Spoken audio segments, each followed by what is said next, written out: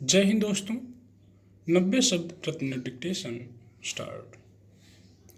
Bharat 5G प्रौद्योगिकी की ओर कदम बढ़ा चुका है। केंद्रीय आईटी मंत्री अश्विनी वैष्णव ने भारतीय प्रौद्योगिकी संस्थान मद्रास में स्थापित एक परीक्षण नेटवर्क पर पहली 5G कॉल की। तब भारत ने संचार के क्षेत्र में एक बड़ी कामयाबी हासिल की। यह परीक्षण सफल रहा, यानी आने वाले समय में भारत में 5G सेवाओं का विस्तार तेजी से होगा।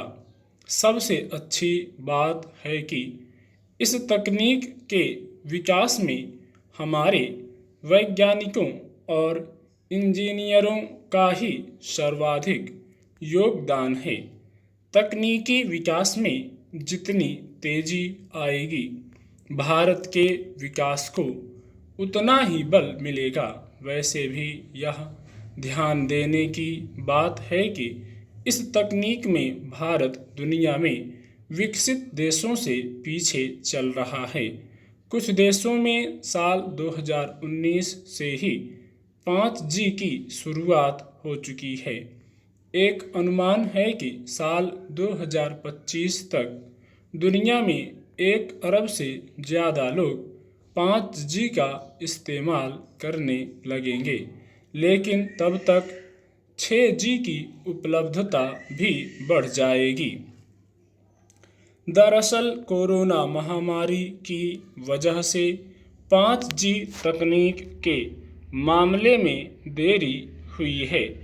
पिछले साल ही यह घोषणा हुई थी कि 5G स्पेक्ट्रम की नीलामी 2022 के अप्रैल से मई के आसपास होगी, लेकिन इस काम में कुछ देरी हुई है।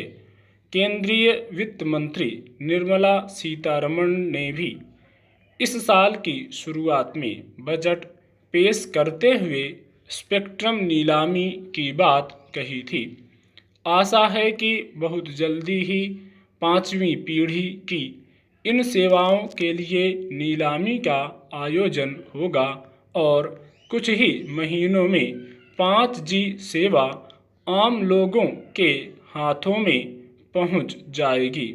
भारत इस कोशिश में है कि इन सेवाओं के मामले में किसी भी देश पर हमारी निर्भरता न रहे और तकनीक हर स्तर पर स्वदेश आधारित हो। आज सूचनाओं की सुरक्षा एक बड़ा मुद्दा है। तकनीक की सुदृढ़ता से ही भारत संचार को मजबूती मिलने वाली है। एक रिपोर्ट के अनुसार दूरसंचार विभाग अगले सप्ताह 5G स्पेक्ट्रम नीलामी प्रस्ताव को अंतिम मंजूरी के लिए केंद्रीय मंत्रिमंडल में पेश करेगा और सेवाओं की शुरुआत अगस्त या सितंबर से शुरू हो जाएगी।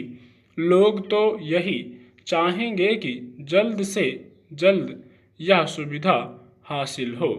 अच्छी बात है कि अभी संचार कंपनियां अपने स्तर पर 5G का परीक्षण कर रही हैं और वे अपने स्तर पर सेवा देने के लिए लगभग तैयार हैं।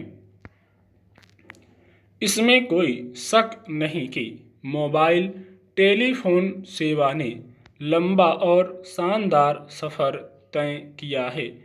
1970 के दशक के अंत में जापान में 1G लॉन्च किया गया था।